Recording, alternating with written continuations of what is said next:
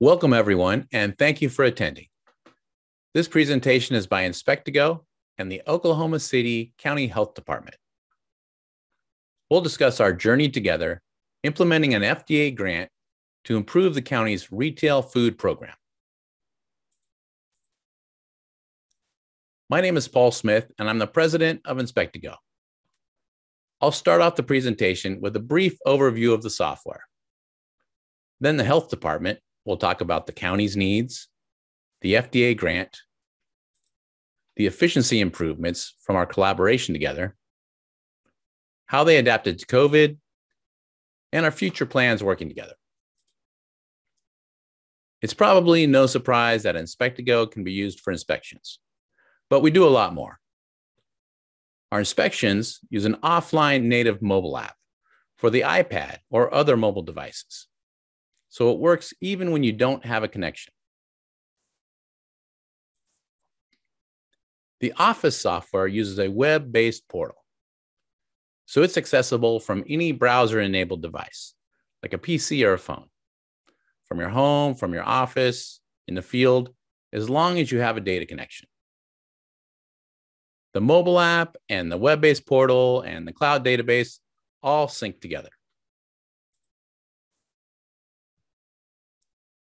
Typical functions include inspections, of course, a database and data migration, cloud hosting, scheduling, mapping, reporting, permitting, and we do a lot of other specialized functions that might be unique to each health department.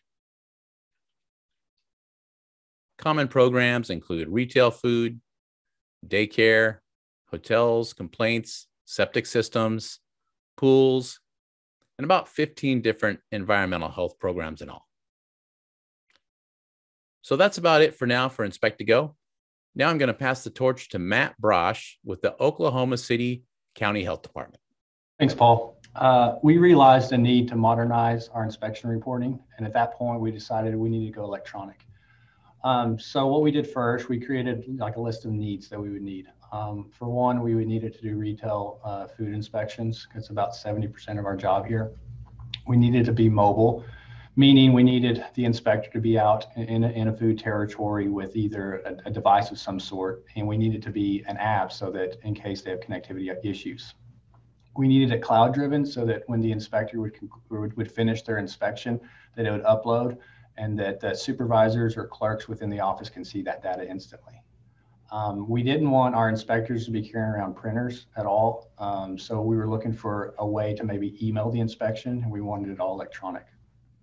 And of course, within our job, we needed it to be adaptable. Codes always change. Troy's going to mention how we adapted during COVID, but those were the things we were looking for. Several years ago, actually at a NEHA conference, we actually ran into Paul, kind of told Paul what we're looking for. He kind of showed us what they have. We really liked what they had, and that's why we chose them. So we knew what we wanted, but we really didn't know how to pay for it. We are a small health department with limited funds. We know the FDA has these program standard grants, and we applied for one. It was actually a 3-year grant. The two standards we were trying to hit at that point was Standard 4, the Uniform Inspection Program, and Standard 6, Compliance and Enforcement. The process, it's all online. The application's all online. The FDA has people there that can help answer questions. This was a 3-year grant, so it was a little more detailed than the typical grants that we applied for. And since it was a 3-year grant, we also had to do annual reporting every year to show, changes within the grant or things that the goals that we hit during that year. So some of the improvements we saw instantly while using Inspect2GO, big one was the real-time data. Me as a supervisor, I'm in my office. Sometimes I get calls from angry restaurant owners, and I can pull up the inspection instantly and look at it and see if what they're telling me is true. It makes our inspectors more accountable. We can kind of see their day-to-day operations, where they've been, that type of thing. The biggest thing that helped us was inquiries, either open records requests, establishments needing their inspection, media requests, and anytime we're getting audited from the state, we can pull all this data instantly. While using an app, it does make it easier for the restaurant to read the violations. It's clear and concise, so we like that a lot. And of course, no paper. That's helped our efficiency through the roof by not having paper. We don't have to go look for paper files anymore. Everything is instantly, it's on the cloud. We're also able to look at territories as far as, what needs to be completed per inspector. And that's something that we used to be like 2 weeks behind on, but now it's instantly, and all the inspectors really know where they stand at the end of the day. So as far as, the measurements, first and foremost, we hit standard 4 and standard 6 after implementing Inspect2GO, which was huge for us. We noticed an increase in productivity from inspectors. They're able to do more inspections per day because all the data, that everything is there in their fingertips.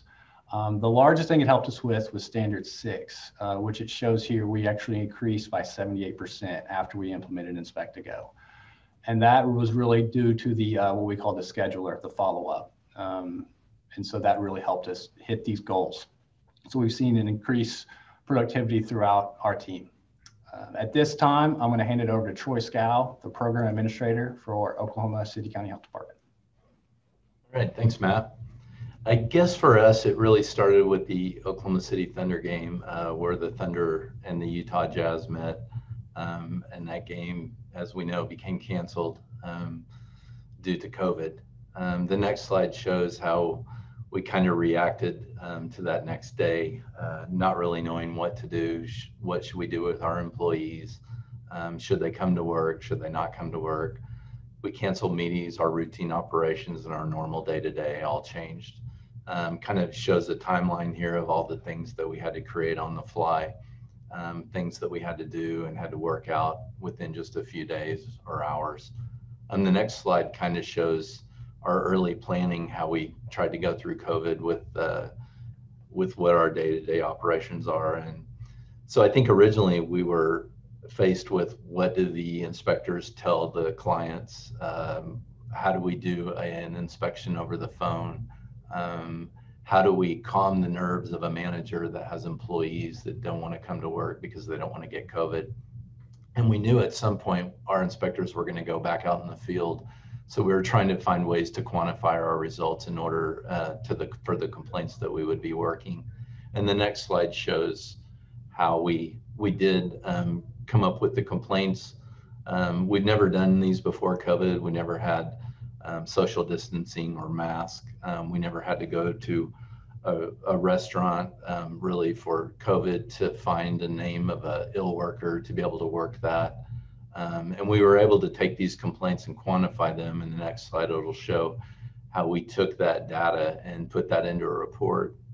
This report allowed us to share this with our stakeholders, our restaurant associations, our mayor, our Board of Health members, and allowed them to make really smart decisions to create the phases that we were in, how long we were going to be in that phase, to really have maybe use wise judgment in making these decisions. And it allows us to really determine what phase of what our inspectors would be doing in the field. And we sent this out regularly and shared that. And it really shared all that we were doing in this involvement. And everyone noticed what we were doing, and they were getting that regularly. And the next slide kind of shows, even though we were still doing COVID during this time, we still had this grant that Matt talked about, and we were still creating things from the grant that helped us. These are 3 of the items that we did create during COVID. And I think when you've got 30 or so inspectors working from home, you're not really able to communicate as you were before when they were in the office. And like on the right, we have a route book, so everyone has a list of facilities that they inspect, the number, what's the license number, what were the comments last time, how many violations did it have, etc., who inspected it. And then territory percentages really allowed us to have a contrasting comparison of our inspectors, how they were doing, to see how we were doing on our numbers, because we're a contract-based health department, and we have to hit our numbers and we have to be successful in order to continue our contracts. So as, of course, one of our most important things is the uninspected list. When we get toward the end of the year, we need to know where we're at and we need to hit 100% so we're successful. The next slide kind of demonstrates a little bit more that we did. We were able to create a mapping program, and this mapping program allowed us in the field real time to see, where's my next restaurant? Has it been inspected yet? Here's the information when I hit the pin to find that. And I think things that have happened, you know, we're still in COVID, but there's still like boil orders. We have tornadoes in Oklahoma. We have power outages, fires. Future development allows us to find a geographical location and map that, send out emails as we do with our inspections to people that can get that, and we can send out education material to those in real time that are affected by any of those. The last slide shows the 4 remaining programs that we haven't made electronic yet. Of course, unattended food market is brand new. But these 4 programs we're still looking at, and then once that's complete, we'll be completely electronic. So that's the end of our presentation. If anyone has any questions, we'll be glad to address those.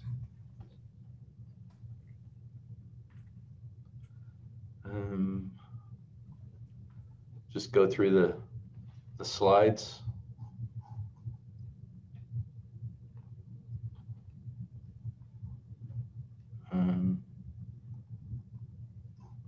Chat. And Rhonda is getting a raise end of this month for everybody. So just know that.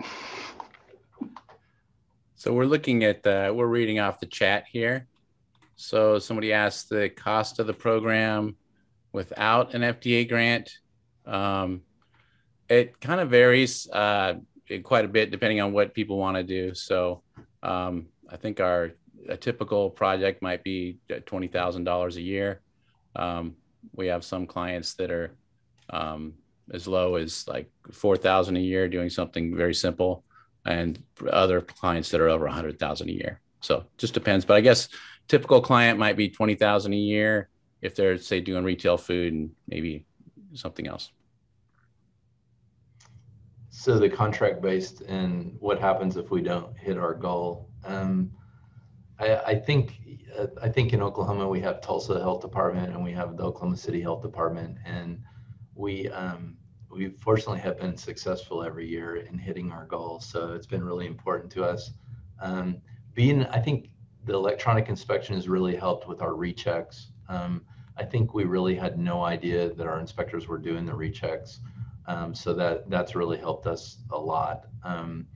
But I think it's okay if we didn't hit our 100%, but it's always good to hit it. We're also based with Oklahoma City contracts, so we have to have an inspection before a license becomes due. So we also have to deal with that as well.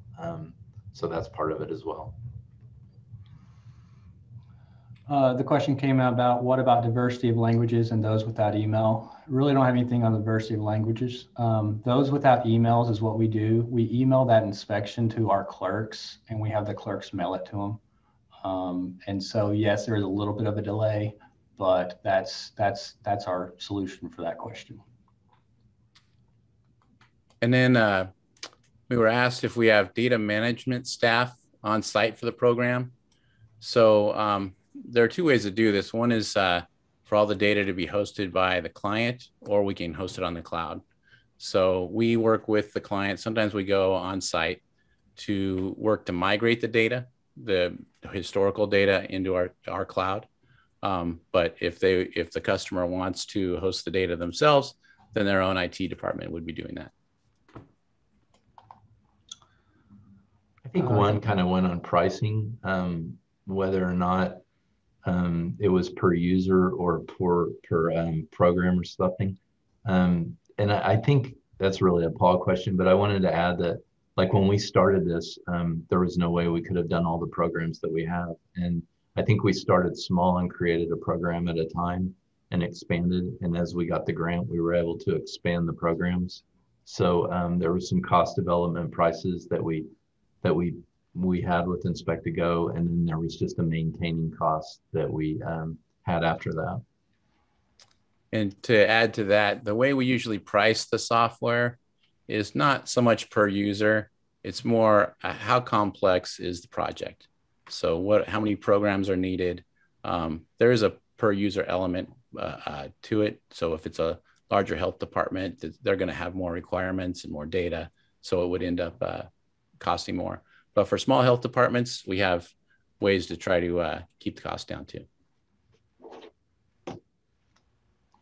The question from Kelsey, did the grant help fund the pool inspections? No, because it was a retail only. It only funded the retail part of it, the retail food aspect. But it did allow us, though, to start putting money away for our other programs that wasn't retail based.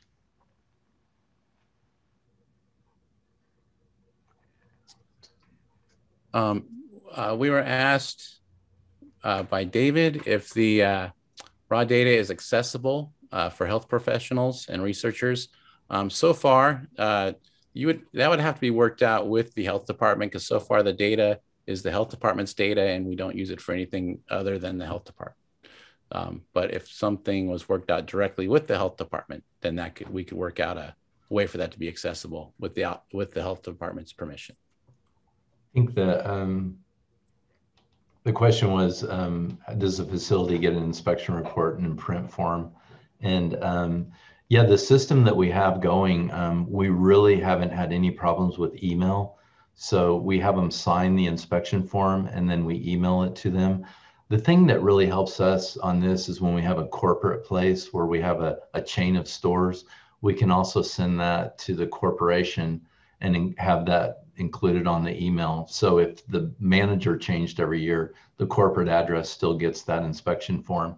And then we have supervisors here, and once they approve the inspection, then it goes on the website. So when you go to our website, you can look up any restaurant and they could actually print the inspection form from our website too, which frees up our clerical from having to do data research all the time. So that's been really helpful to us. We haven't talked about that.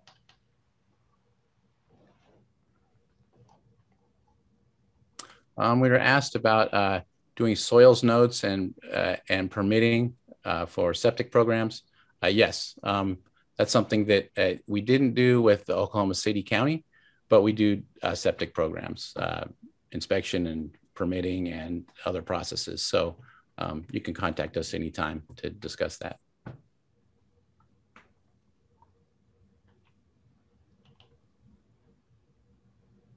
We were asked how many photos can be uploaded with the software. So there are a few different scenarios.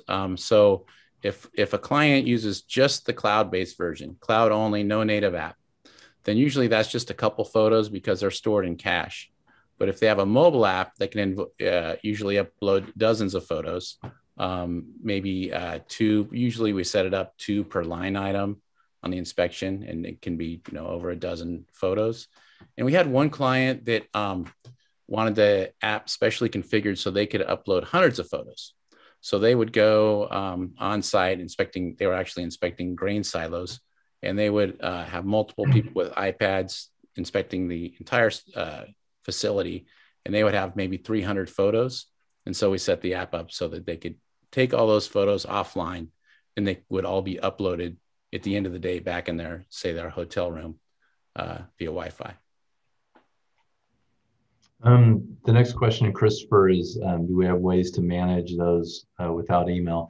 And usually what we do is we'll send it to our clerical and they'll snail mail it to that facility. But that very, very rarely occurs. Everyone has had an email. So yeah, that's not really been a problem, but we do have that ability, and that's worked out as well. And we do risk our inspections. We prioritize them by high, medium, and low risk. So yeah, that's built into Inspect2GO for the frequency of inspections.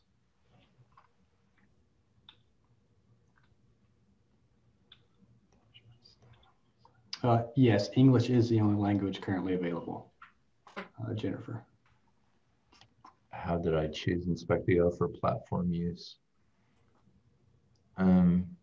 I think when we were looking, it was a while back. So we wanted something that was iOS, that was iPad, because of the battery life, that it lasted long enough to suit the inspector's day, where I think the comparative devices didn't last as long. And I heard a lot of issues with printing, the heat. It's really gets hot here. As you know, when we have to deal with a lot of employees, they always have problems and lose things and break things. So printers just added another problem to it. And so I think we checked with the FDA and our local state, and we tried emails and had great success with it. And I think it was a wise choice going in that direction. We were asked if we prioritize inspections by risk. Do you want to talk about that, Troy? Yeah, I think I got that we do high, medium, and low risk. So Okay. we do. So yeah, we got that one. Cool. Just looking through the chats here for some more questions that we haven't answered yet.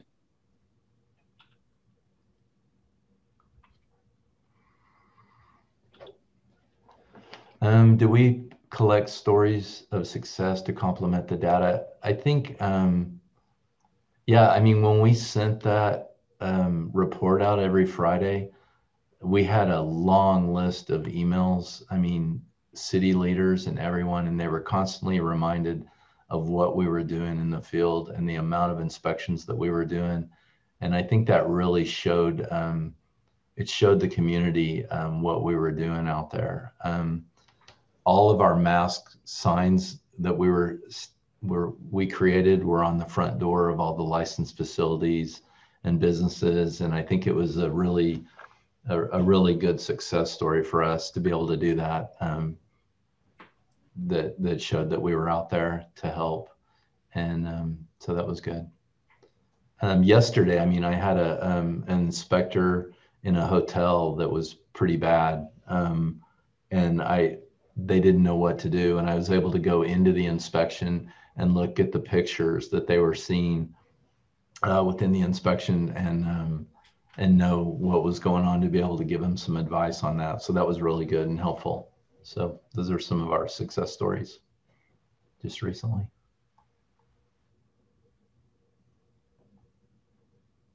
We were asked about public portals for food establishments and others. So I think Troy or Matt might have touched on this a little bit. So the system can be configured different ways. So it can be configured with no public portal. It can be configured so that we have a public portal that's truly public with no logins, and that can post inspection results, things like that, for the public to see. And then we also have clients that have individual access for it can either be for establishments or for say it's multiple counties. Each county might have their own separate access, or establishments might have access for different things. So we tailor it to the customer's needs.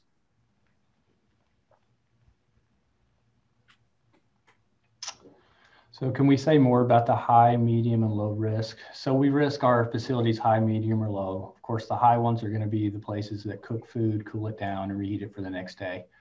So we risk those higher than like a medium. Medium is cook to serve, whereas the low is retail only. And when we mentioned the route books earlier, it keeps track of that. So right now we have high 4, so we'll need to see 4 inspections on there. And after we have that 4th inspection for the fiscal year, it'll show completed. So that's how our inspectors keep track. Same thing with the medium 2. It needs to have 2 purpose 1s on there before it's completed for the year. I didn't know what KPI was in that one question. If we could expand on that. Key performance indicators. Okay. So I know how long. So I guess when we're doing the inspection, they are timed. So I know when the inspector did that inspection. So that really, it helps to see when they did the inspection. And as soon as they do it, it goes on the server. So I'm able to see that in real time. As soon as they sign it and hit send, it goes to the server. And along those lines, as far as key performance indicators go, here's one example. So This one's territory percentages, percentage of inspections that are completed by inspector. So this is what the Oklahoma City County Health Department wanted. But I guess the point there is we can take any data in the system and we can graph it and chart it in a meaningful way for directors and supervisors to make use of. Yeah, and all three of these on this slide, all three of these play on one another. So the route book, once an inspection's done, it'll go on that route book. It'll change the territory percentage, and that'll remove that from the uninspected list. So that, and then the mapping place goes out of business. It changes ownership, has a new name, then that changes on the mapping software. A good question about the thermometer, attaching a thermometer to the device. So we have worked that out where we have a thermometer that attaches to the iPad, but so far clients haven't been requiring that. But I think it's a good idea and we can do that. Yeah, we actually looked into it. They were just so expensive for our health department to purchase them for everybody. But yeah, we have purchased a couple of those. It could make it quicker, it could not. So we haven't ran into too many issues with people just carrying because most of our iPads are small enough to fit in the clipboard in case they need to bring their test strips, their alcohol swabs, all that stuff. And we have tested it. So we've tested it. We just hasn't been required by any of our clients yet. On the portals that we have on our website, we didn't put pictures on there, and I think that was a choice that we made. So when someone downloads an inspection, that won't include the pictures. Yeah, we didn't want that. I think that was the website. Yeah, just a comment. We don't have a client interface with the establishments. We have an online payment system, which is on our website, but we don't have anything for the specific clients. Allison, the expiration dates are showing expired licenses. So they haven't paid for their new license or their old license yet for the year. And back to the online payment question from Jennifer. Yes, it wasn't configured that way for Oklahoma City County, but we can configure it that way so that online payments can be made. So what do we mean by work by contract? So we're contracted with the state health department and we're contracted with the city of Oklahoma City. And Tulsa would be the same in Oklahoma. So we're contracted to do all of these inspections to perform them. And our contract is that we hit a percentage, and if we do inspections over the number, then that's paid for as well. But we just have to hit 100%, or I mean, we don't have to, but we want to hit 100%. That's our goal. So I think we've answered the questions in the chat. Does anybody else have any other questions? Those are all good questions, by the way. Can the establishment's grading calculations be incorporated? We have the follow-up, we have the schedulers. So when I do, we have our standard that Inspect2GO plugged in, where if they have a certain number of violations or the priority violations, then it warrants a follow-up. So we have a scheduler, so all the inspectors have to do their follow-ups, and it automatically makes it go on the scheduler if they have the violations. So that works really well. We don't have a scoring in Oklahoma though, but if we did have a type of scoring, it would be if you have a follow-up, then there's still an issue and needs a follow-up inspection on it. On that one question about the portal access, the history of the inspections and the temporary events. We don't have temporary events on there. We still have to deal with paper in the field on those because they have to post that. We don't have printers, so we're still doing paper with the city on that. And it's temporary, so people are coming from all over. History of establishments. I can go into the previous inspection and see that when I do an inspection to see what the last inspection was, and that's within the software. I think we're running out of time getting a notice, but I'd like everybody to know that they can contact us directly at Inspect2GO, and maybe Troy or Matt will let people contact them too. So, or you can see us in our booth. I think we'll be in there for the last hour of the show. But feel free to contact us through our website. It's probably the easiest way.